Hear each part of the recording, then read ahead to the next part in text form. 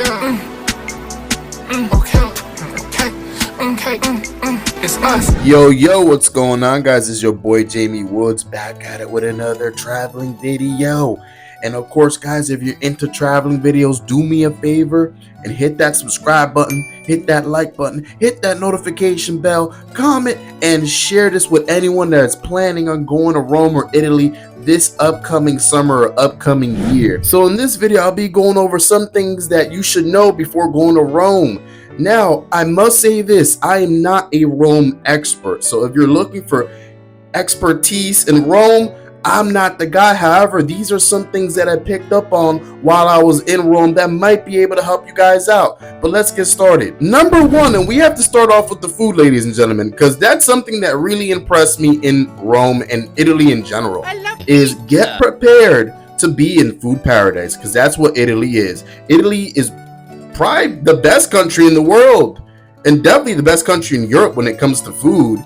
I mean, guys, they have everything: pasta, pizza, everything, not even just Italian food, but everything outside of that. They have so much diversity and so much stuff out there you guys can eat. You guys are going to be in paradise when it comes to this, man. And on top of that, the service industry over there is top notch. These waiters and waitresses will make sure you have a fabulous day. They're so sweet, so nice, so charming. When we were in Rome, this one guy that looked like Rocky Balboa literally was our server and started like making drinks for us and stuff for free, and it was phenomenal. Just the way that he bent over backwards for us to give us a great time. Honestly, unforgettable experience. These guys will go above and beyond to make sure you have a great time.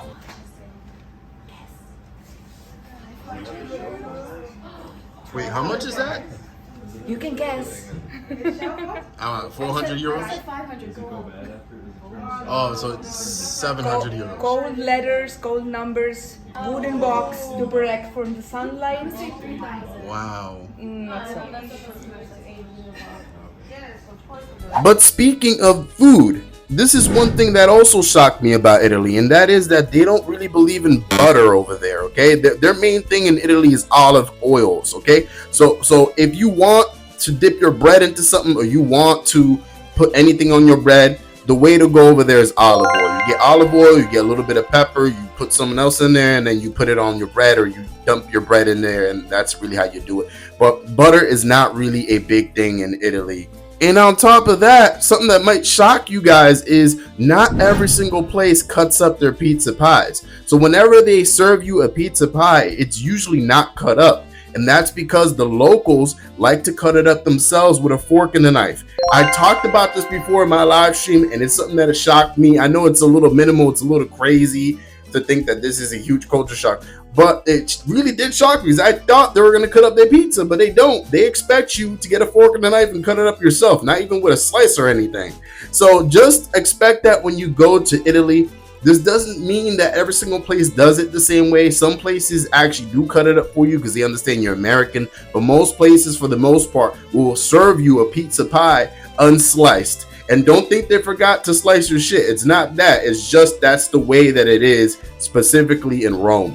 Now, the next one is about location. So we stayed at the Colosseum when we went to Rome.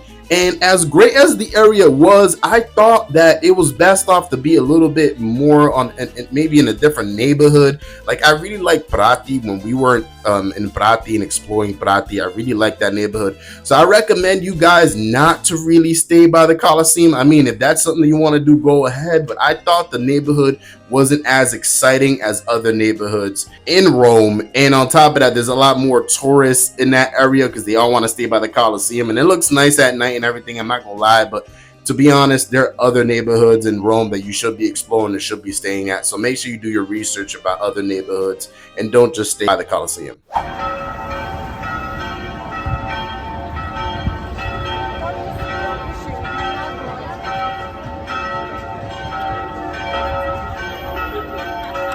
But speaking of tourist spots, one thing that you guys should be doing is make sure to book your places in advance. So book the Colosseum, book the Vatican, book everything in advance before you guys go. Don't just wait till the day of to go over there and buy your tickets, because you're going to wait in the line. It's going to probably be more expensive.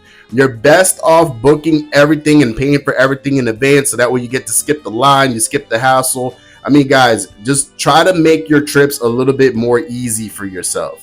You're making it harder for yourself if you book things last minute, or if you wait till the day of to go in the line, the long ass line, in order to get tickets. Don't do that. Book your tickets, get your tickets in advance over the internet. God, breathtaking.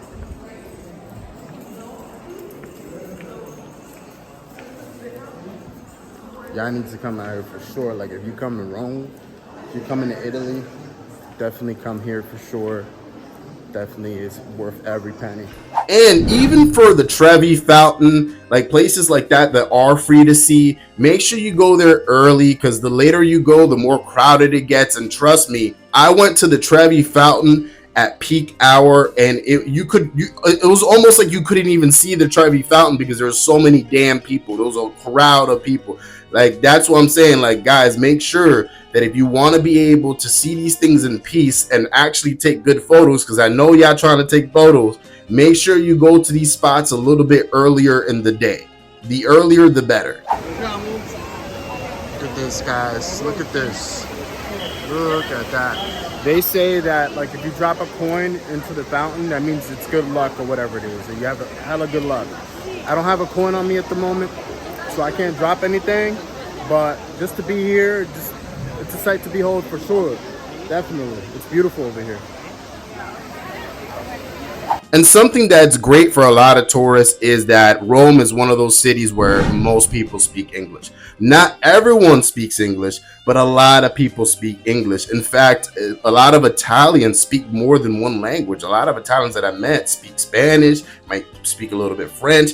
They definitely speak English. You know, it doesn't mean everyone does. We did meet a couple handful of people that didn't speak English, but for the most part, it's almost like sometimes you're in America. Like, I felt like, whoa, like everyone speaks English around here. I go in a random bar, random restaurant, wherever, and they're speaking to me in English. And I thought that was kind of cool because it made me feel more comfortable. And that's something about Italian people and just Italy in general, is wherever you go, you're going to feel comfortable. You're going to feel welcome. That's just how Italians are. They're very hospitable people. Walking around with big rings, they put the caps on them, and they pour the wine like this, so the poison falls into it. Another thing you guys need to do is make sure to carry a little bit of cash on you. So make sure to carry a little bit of cash, maybe 100 euros or 150 euros, something, because not every single spot takes debit cards or credit cards. Some spots are very old school. It might be like a street food type of place, a mom and pop shop, or whatever the case is. Make sure you carry a little bit of cash, because not everywhere is going to be able to take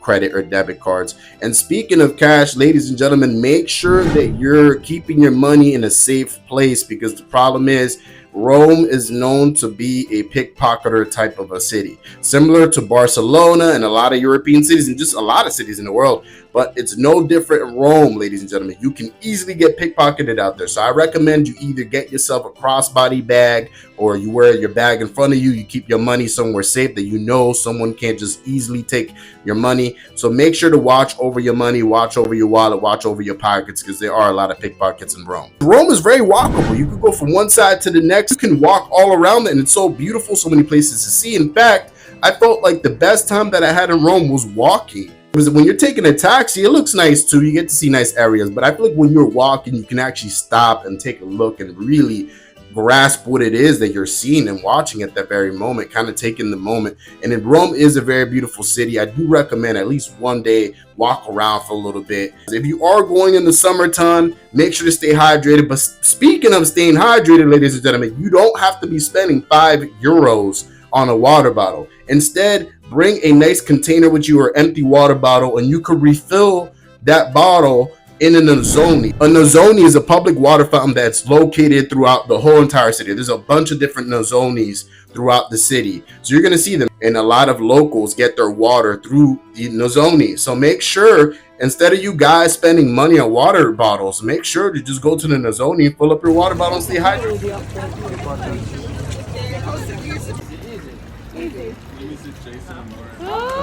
And lastly, ladies and gentlemen, Rome is a great base city. So if you're trying to explore the south of Italy, Rome is one of the best cities you can stay at, because from Rome, you can go to Naples, you can take a day trip to Amalfi Coast, which is a spectacular area, by the way, ladies and gentlemen. Definitely make sure to visit the Amalfi Coast. It is a great day trip, so much to do, so romantic, great food, and this is so easy to do from Rome. It's literally a 2 hour or one and a half hour trip by train from Rome to Amalfi Coast. And that's the beauty of Rome. It's so close to everything, a lot of great cities. And Rome itself is a very great city, and definitely one of those cities within Europe that you must visit. So ladies and gentlemen, I hope this video helped you guys out. If you thought that this was a great video, make sure to like, make sure to share this with anyone that will be visiting Rome in the future. And on top of that, ladies and gentlemen, if you did like this video, the best way to support is hit that subscribe button. Cop out that merch, guys. Cop that merch. Make sure to check out my merch on the teespring.com website. I have a lot of great merchandise there that you guys can buy. And on top of that, make sure to check out my Patreon for exclusive content. If you like this content, man, you will love the Patreon content. The Patreon content is even better. All the links are in the description center. But ladies and gentlemen, thank you so much for watching this video. I hope you guys have a safe trip to Rome. And for more traveling videos, make sure to check out these traveling videos right over here. Ciao.